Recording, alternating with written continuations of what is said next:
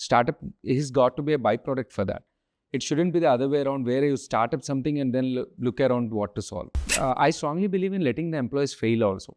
So there are like 1-2 times the targets will be missed. I think that's totally fine. People need to have that sense of freedom out there. You would always realize it's a team's victory. It's not like one particular person, like kind of that even if you get a man of the match and your team loses, you'll always be unhappy for that. I believe resilience is about thriving in the bad times. So that's what we have done as a company.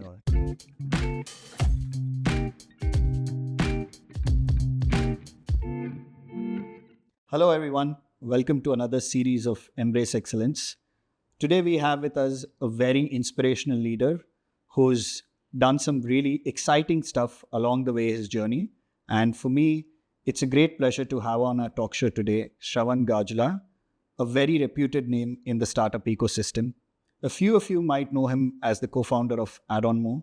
A few of you might know him as an inspirational speaker. A few of you would definitely know him as a startup mentor. Also, a very, very interesting fact is that he's an avid photographer with close to 50,000 followers. All about this, he's a ISB gold medalist, someone who loves cricket, who's led corporate league tournaments and led these teams very passionately and fluently to some amazing victories. On the whole, a person who's explored many facets of professional and personal journeys in life. And for me, it's really interesting to explore this story as to how this individual has managed so many things, yet become so successful. On this note, I would like to take this opportunity to welcome Shravan Gajula on our talk show today. Welcome, Shravan. Thank you, please. It's wonderful to see that you've done so many things over a vast period of time, I should say. But how do you manage such stuff? I would really love to understand this aspect from you. I think like most of the points that you mentioned were like kind of related to be it academic journey or be it the professional journey out there. And cricket obviously is cricket and photography and movies. These are like my stress busters. So that's my go-to stress buster at all times. But apart from that, so when it comes to the professional journey of like, be it the co-founding of the startup or the startup earlier to this. So predominantly it was about, multiple things being in place, like having the right team in place, having, kind of solving the right problem at the right time and the focus as well. That helps. It's really interesting to hear. But on this note, I really want to understand, you are someone who's placed a lot of emphasis on education. How has that shaped you as a leader? Yeah, that really is a very interesting experience. In fact, like I studied in 5 different schools. So both my parents are government employees. So there used to be a lot of transfers. So I studied until my +2, I have studied in 5 different schools across 5 different geographies. So that actually helped me like kind of get a lot of exposure, like meeting different people. And that's a learning in itself, talking to varied people across different zones. And post that, like my master's in US and my work ex in US and coming back to India, working here, starting up something here. So it's about like people learning from people. That really helped. And as you rightly mentioned, ISB has also been a transformational experience. So so I think meeting people has really helped me like, grow as an individual and understand varied perspectives. It's wonderful. Can you talk about one such incident, either in your time at ISB or in the US, or one individual who's impacted you? I'm sure you would have come across multiple individuals who've helped you pivot into different journeys of life, right? But one such incident that was very interesting. Right. I think one, there were like quite a few like pivotal catalysts in the journey. So one such catalyst for me is Mr. Narayana Murthy of Infosys. So towards the end of ISB, like we had a beautiful program called Shadow a CEO. So where you get to shadow a CEO for one whole day. And I was fortunate enough to get an opportunity to shadow Mr. Narayana Murthy. So I've traveled to Bangalore, like kind of was in Infosys campus for a whole day and was literally shadowing Mr. Murthy for a whole day, like attending every meeting with him, taking notes and, talking to him in the breaks, asking how was his journey, I asked like very stupid questions like what was the last movie you have seen.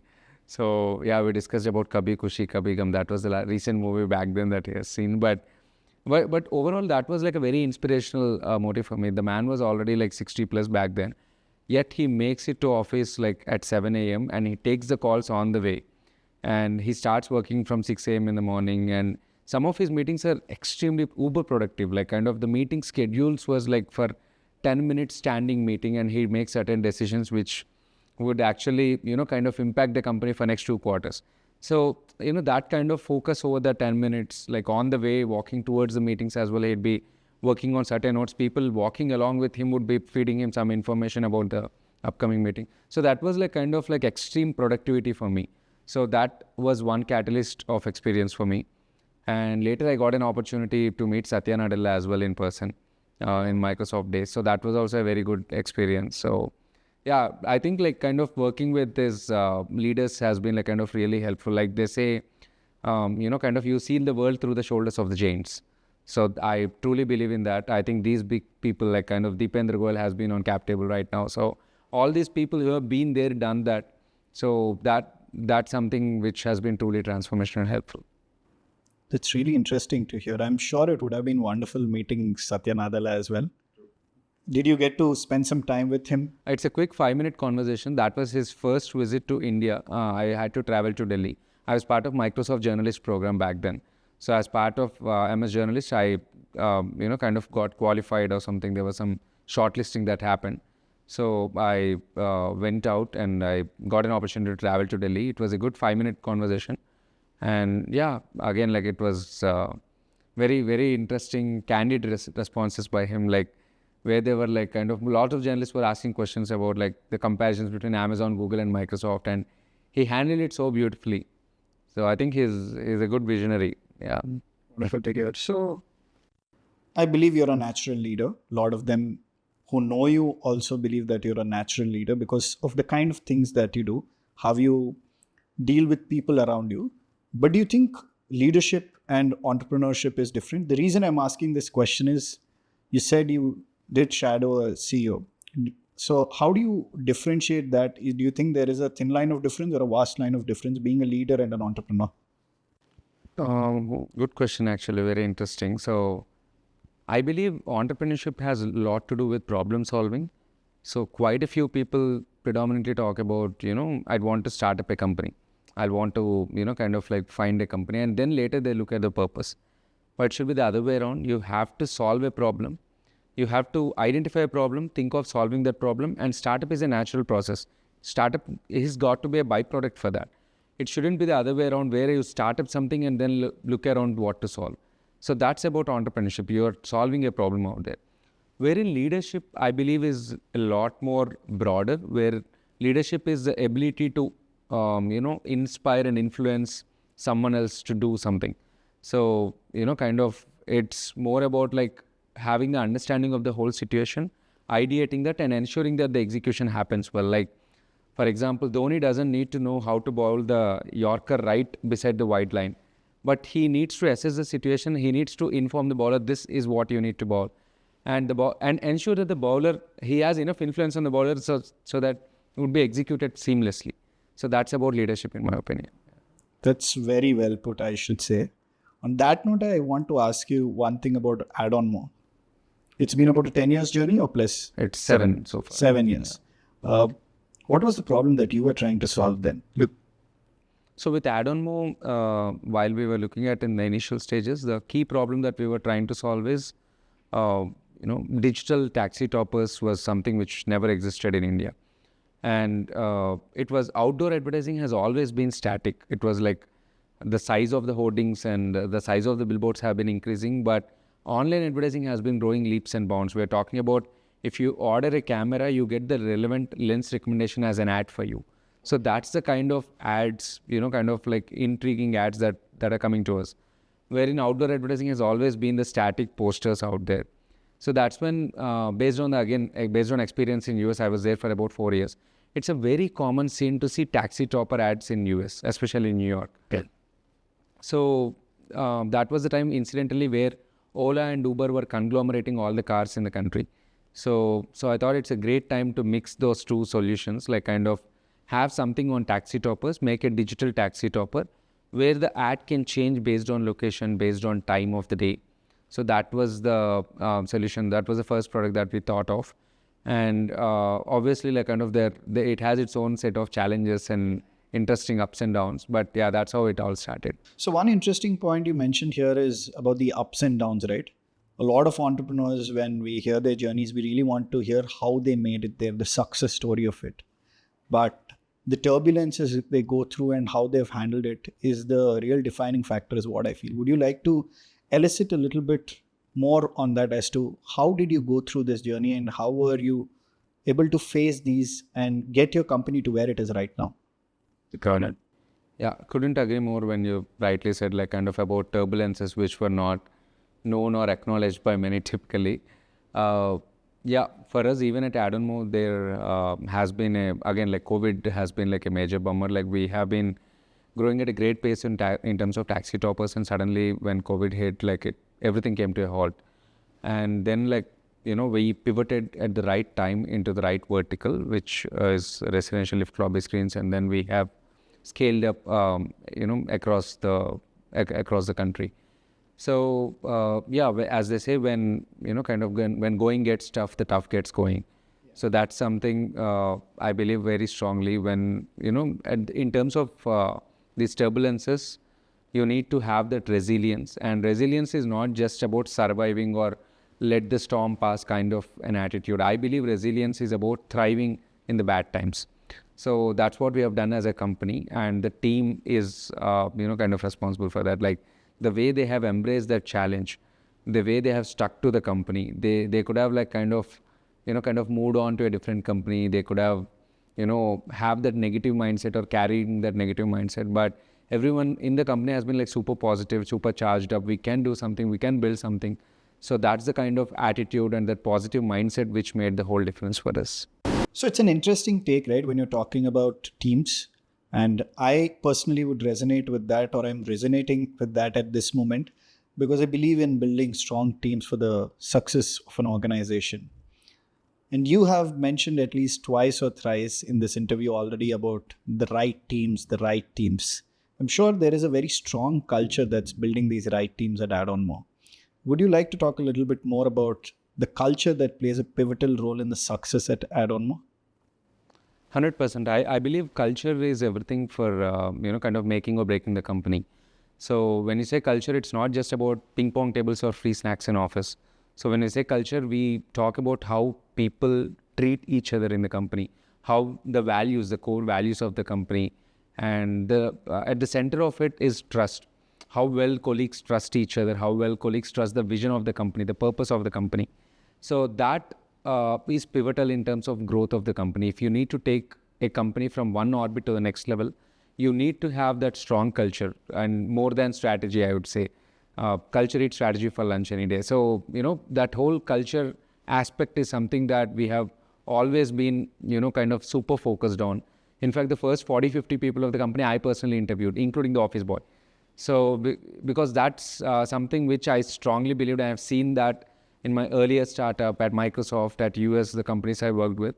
It's all about that people who always are eager to run that extra mile for the sake of company, for their own inbuilt, kind of like vigor.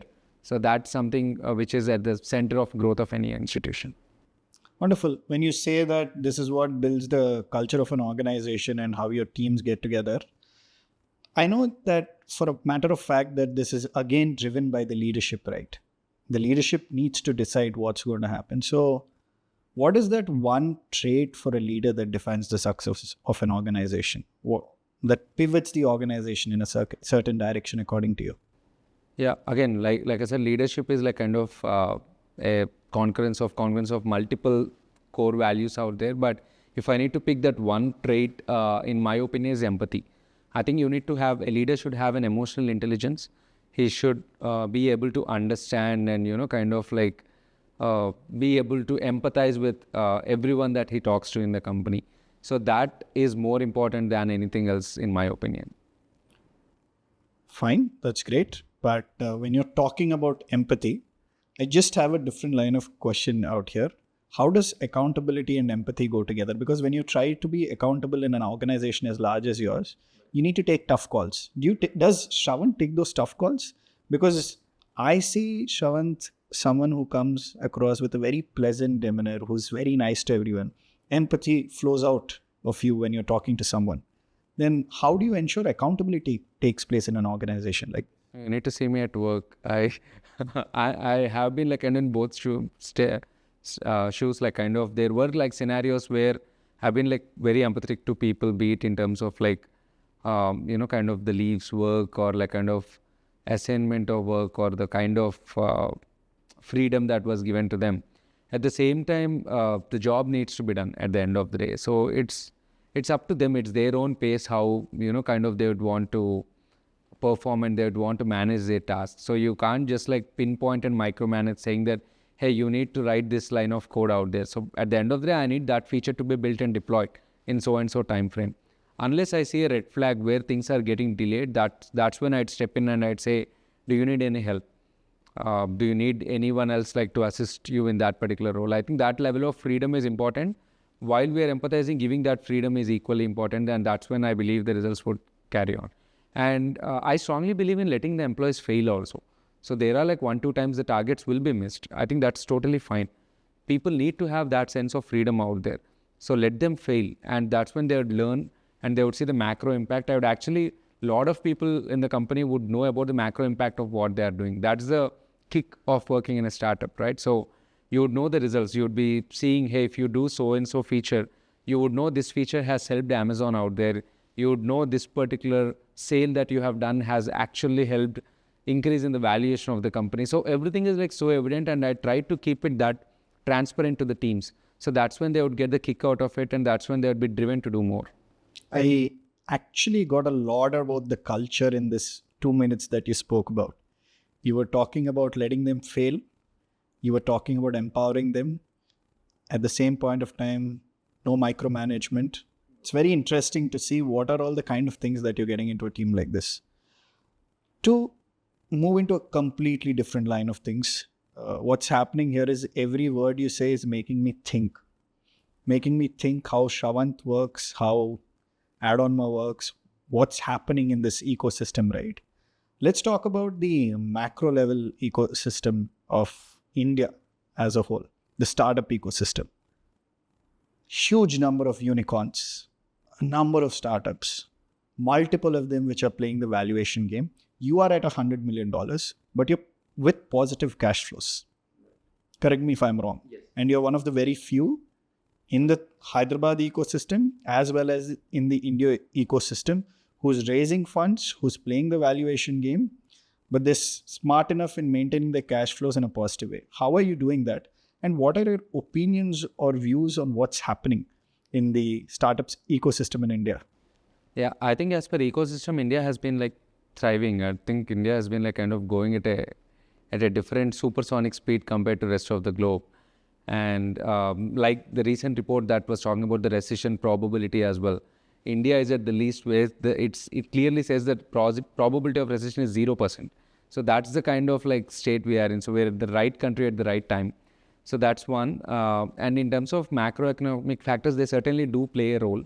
So, kind of like whatever has been happening around in the country has been like playing a role in terms of the growth of the ecosystem, be it of startups or be it any other companies. Like there are a little over 1 lakh companies currently, 1 lakh startups in the country right now, a little over 120 unicorns right now.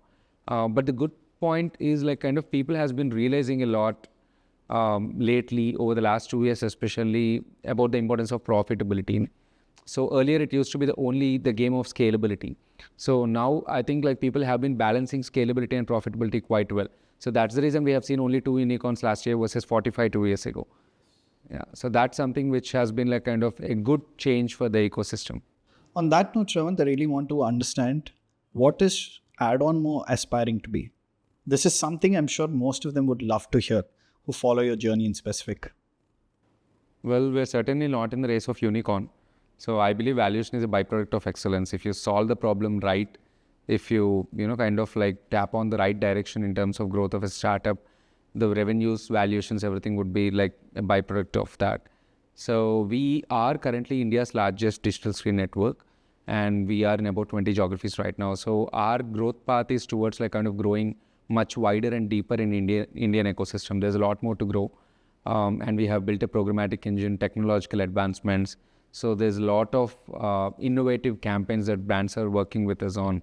So that's something that we would like to focus a lot more on and solve that problem so effectively, such that outdoor advertising shouldn't just be, kind of a no-brain kind of an advertising. So we want to make it as seamless as, kind of Google ads or Facebook ads out there. That's wonderful. One thing I really want to touch upon is you spoke about macroeconomic conditions, I think just in the previous question. How important is it to be in the right place at the right time? Again, something you mentioned, right? If you are talking to some of the first-gen entrepreneurs, how do you think is the economic condition in India currently compared to vis-a-vis when you started? Do you think it's the right time for every first-gen entrepreneur to take that risk? No. Chase their dreams? So my first startup was about like 12 years ago, so 13 years ago, in fact. So from then until now, a lot has changed, obviously, in terms of like startup ecosystem, in terms of the growth. I think the best invention of the decade has been UPI. So that has been at the center of a lot of fintech startups growth in the country. And, kind of we have been seeing like how well the companies like Swiggy and Zomato has been growing. So, kind of like Instamart, like the e-commerce has been like kind of so affordable. At the same time, we practically in India are living in a luxury. Like you can order anything in like on your fingertips and you'll get that in 8-9 minutes. So that's something, the whole ecosystem has changed the way like we have been living in the country. And I like the question when you talked about first-gen entrepreneurs in specific. So I think first-gen entrepreneurs like predominantly should look at solving a problem versus starting a company in the first place. I've been seeing quite a few people who want to start a company first and then look at, okay, what should I do now? So that's a mind shift change. It's a paradigm shift that you have to fundamentally look at. So be fundamentally different and then have that iterative progress on top of it. But having that fundamental difference or having that strong bedrock solution for the company is the key. And then you can make incremental progress on top of it. So you are talking about a paradigm shift in how entrepreneurs think, or people who are chasing the dream of becoming an entrepreneur, right? How they think. That's something that has to be coached is what I believe. Not everyone directly has the access to that kind of a thought process. Access in the sense it's not that something that comes naturally. You have to hear about it, understand about it. Maybe some leaders naturally go there. I believe every entrepreneur was backed at one point of time by someone. Sure, even someone believed in Shravant, right? That Shravant could do this. Are you doing that to the startup ecosystem right now? Because when I introduced you, something I specifically spoke about is you being a mentor. Are you mentoring startups now? And are you betting on startups in helping someone become the next add-on move in India? Yeah, like you said, quite a few startup founders keep reaching out, be it through ISB ecosystem or T-Hub ecosystem or in general startup ecosystem. And and I'll always be accessible in terms of whenever they have a specific question or they might be needing some connect which can help them propel into a different orbit. So happy to help. And in terms of like mentoring and all, it's definitely, again, like everyone's journey is different. So whatever worked for me need not work for someone else. But I would share my experience without influencing him, saying that you need not follow this. This is what worked for me. So it might or might not work for you, but this is what worked for me. I have dealt this situation in this particular way. And let the particular person, like he or she can decide to herself or himself on how to take it forward. But I think that's the key in mentoring. Like I think you shouldn't intrude too much, wherein you share your experience and let that other person decide on what they want to do with that. But during this period of time, are you someone who's open to exposing your failures? Because not everyone's ready to expose their failures, right? But failure is the real story. That's the real inspirational story. Because how did someone bounce back from that? Did you have a failure story in your journey? And did you actually bounce back hard? How did that happen, if I may know? I believe failure is an inherent part of innovation. So when we do experiments, it's, kind of like failures are imminent. So you can't escape failure, or else you would always be giving that plain vanilla solution to everyone. So, but the key is to fail cheaply. So you need to ensure where exactly, what is the failure point. So are you failing cheaply, or are you burning all your resources, or like probably a series of funding before you realize that you have failed? So the key for startups is to fail cheaply. Quite a lot of startups that we have been seeing today all the innovative startups, all the unicorns of the India that you were mentioning, the likes of Zomato, the likes of Dream11, the likes of Zerodha, they all have experimented at some point and failed at some feature and then like innovated from there. So you need to fail, but fail cheaply. So one of the interesting things for me is how do people handle success? Because success is not easy to handle, right? It sometimes gets to you that, I'm doing this, this is happening, I'm in the media, there is a lot of attention, people are coming to me. But I've always seen that you are someone who comes across with a very calm demeanor, someone who's very humble in his approach. There are different places where I've seen you treating, they talk about how you treat a janitor and how you treat your vice president or your investor the same way is very important. I've seen these things which come naturally to you. Is this something that's happened more from your childhood days, or is this how Shravant has developed himself? Can you talk a little bit more about it? Yeah, I think like whatever like you said, success and all, I don't see it as one particular checkpoint or one particular destination kind of a thing. So you will continue reaching milestones. But for the key for every success, the key for reaching every milestone is humility. I think that's the cornerstone of success in the first place. Like you won't be adaptable, you won't be willing to learn if you let that success get into your head. I think like that ability to, accept failures, that ability to acknowledge that it's not just like, one person who succeeded, it's about the team effort, like who made it, kind of like to the team. So that's something that we need to acknowledge, and that's where like humility comes in.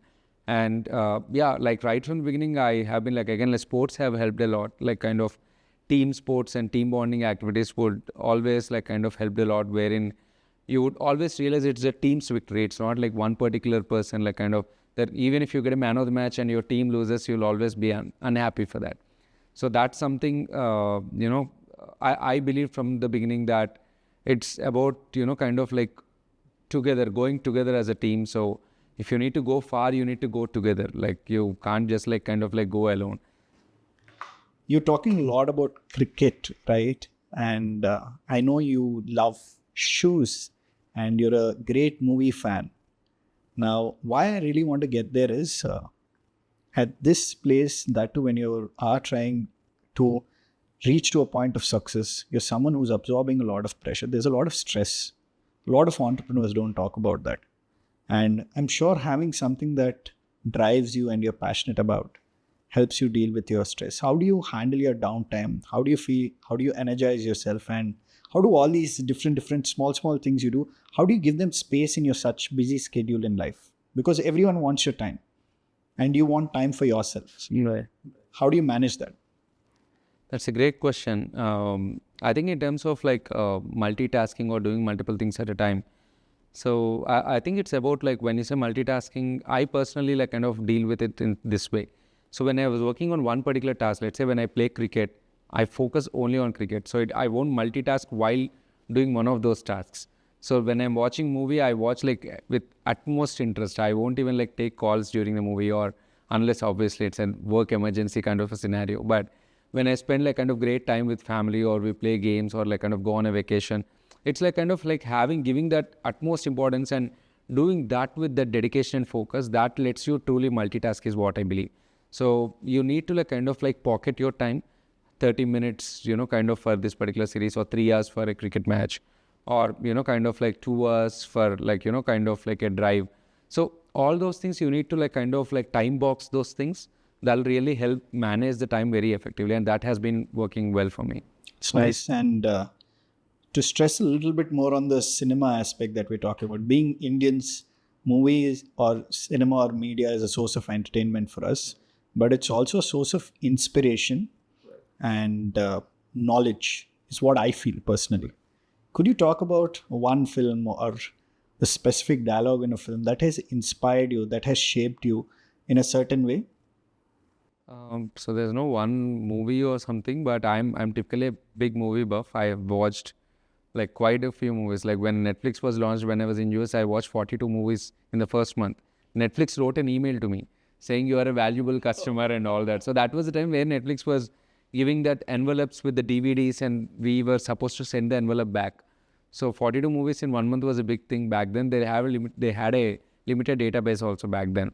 So I watched a lot of movies, and in India, as you know, movie is a religion, cinema is a religion, and yeah, cinema and cricket are two big stress busters for me, and I, kind of like delve a lot into that.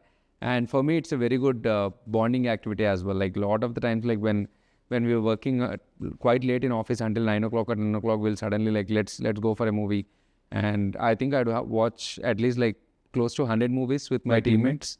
So yeah, movie has been Are you serious? 100 movies? yeah, at least 100 movies with teammates, colleagues, office folks, at least. Yeah.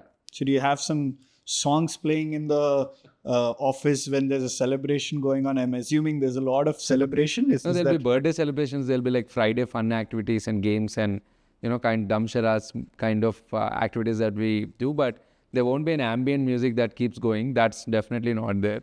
But yeah, but a lot of like fun activities and all. And like I said, like the culture is not just about having these one-off activities. It's an undercurrent which flows like kind of like throughout the journey. So it's about like the way we talk to them, the way we treat them. So let's say some random person like kind of some employee who left the company like 3-4 years ago, like still remembering and calling us, like saying that, hey, by the way, kind of I'm working on so and so company and I got this doubt. How would you have dealt with that? So that's basically a testament of the trust they have, kind of in the company or as in the management team or leadership team. So that has truly that has been a real testament for us. Also, I feel we are kind of in the right setting. When I look to my right, left, and everywhere around, there are a lot of books which we haven't spoken about. You're an avid book reader. So what is your favorite book? Well, in fiction, the recent book that I liked is Dark Matter. But otherwise, Agatha Christie, almost all the end suspense books is what I love. And in non-fiction, the recent good ones that I have loved are, one is Lead Us Eat Last and Start With Why. Start With Why is a fantastic book. Atomic Habits, again, like, yeah, the list goes on. It's wonderful. And to add it to this, you're someone who believes in active learning is what I assume, because you read a lot of books. And I've also come across on your LinkedIn profile that you have multiple degrees. You don't stop studying or you don't stop learning. Yeah, I still believe there's a lot more to learn. I still post add-on more. I want to do 1 or 2 more degrees. I want to. You're saying 1 or 2 more degrees. I really want to know how many degrees do you have already in place? Will the 6-month programs also count? Absolutely. Okay. So I've done my bachelor's in engineering, electronics and communications. I've done my master's. It's a double major, software engineering and embedded systems. And I've done my MBA. It's a double major, marketing and strategy and leadership. And I've done a 6-month program in MIT for artificial intelligence. And while in US, I've done a small program on in New York Film Academy into photography. So yeah, that's about 7 programs so far. And degrees. How many do you aim to have in the next 10 years? No, I don't have any such like kind of targets of the number of degrees. It's about like going with the flow kind of a thing. But I certainly would love to like learn a lot more about AI, and generative AI is the future is what I strongly believe. So from that perspective, like kind of probably some programs where I can upskill myself and learn a lot more about like what's happening in AI world. It's interesting. I somehow feel this talks a lot about how you treat diversification and also place importance on it, because you're always ready to learn. You're always talking about what's coming in the future. So how does Shravant Gajula view diversification? How important is it? And diversification in businesses, what does it mean to you? I think it's always a smart move. Like the companies have to have that on look about what's coming next and diversify at the right time. Like Zomato, we all know that it started as a review website. Then it went on to food delivery, and now it started about like after Blinkit, it's like kind of like making waves now. So diversification at the right time has been pivotal for Zomato. And similarly, we have seen like kind of, there is again like related diversification and unrelated diversification. So we have seen the companies like Colgate like diversifying from related products like from toothpaste into toothbrush and all. But again, like there are quite a few extraordinary stories, the likes of ITC, which diversified from cigarettes and soaps to hotels all of a sudden. And so it has been into manufacturing, and obviously House of Brands is a different level. Again, like the likes of Tata and Reliance has been at a different level. So how Geo has shaped entire Indian usage of like, kind of data. So among all the 195 countries in the world, India used to be at 150 in terms of data consumption. Today it is number one. Lot of credit has gone to the service providers like Geo leading it from the front. So making mobile data extremely affordable. And that really has changed the entire whatever UPI technology we are talking about, or ordering on Blinkit and Swiggy. Everything has been thriving on that fine line of mobile data availability. So all that innovation at the right time, at the right place, has to be like acknowledged or attributed to these big companies which have made our life so easy. So I assume as much as businesses have diversification, even an individual will have diversification, right? Where do we see, or where do you see Shravan Gajula, the brand Shravan Gajula, after 10 years? I typically don't plan even 5-year or 4-year business plan. I'll focus on kind of like much short-term goals and interim goals and minor milestones. That's how I typically work. So yeah, for me, next 3 years is to entirely focus on Add-on-Mo and put Add-on-Mo into the IPO path. Ensure that kind of like we take a company to the next level in terms of growth, both in terms of technology growth as well as revenue. So that's the core focus. Yeah, 10-year down the line, to be honest, I have no visibility at the moment on in terms of like what would be kind of the next big thing that I'd be on to. But certainly it will be like about solving a problem. That's for sure. Like I won't be like kind of doing anything like relatively monotonous like after this whole exciting journey of Add-on-Mo. I'd be focusing on probably solving the next problem. So that will be the core focus for me. Interesting. But also on that note, earlier you were talking about how you faced challenges and you overcame them, and how you were thriving during, I should say, recession time or downtime, whatever it could be. But now with that experience, are you someone who can see into the future and probably say, you know what, there is always going to be a problem. How are we action ready for that? Because right now I feel if you look at the economic conditions, could be the war in Ukraine, could be COVID in between, could be some other condition that's happening on the other part of the world that's influencing how we are functioning, right? Every company is still talking about cost cutting, slashing out jobs, but still they are growing in their own way. Are you able to see through and say this could be the problem? Are you someone who believes on analytics and says I can read patterns and based on that I make my decisions? Because you're talking about failing cheap. That means a lot of emphasis on analytics, just not on gut, right? Gut is a huge thing for entrepreneurs. I believe in that. But on that aspect, I really wanted to understand, are you future ready in a different way? Are you looking at your future differently compared to how Shravant was looking at future 5 years before? Absolutely. Like the macro conditions that you mentioned, like, be it at the national level, at the international level. So that definitely like plays a big role in terms of like shaping the future journey of any company, be it a startup or be it a traditional company. So having that, kind of that knowledge in place is quite important. In terms of the futuristic aspect, I believe there are like two, kind of like key aspects that I typically look at, like which are agnostic to any sector. One is like having that team which is adaptable. So you need to have a team which can adapt to the change at any given moment. So that's something like which can make you future ready, number one. And number two, data.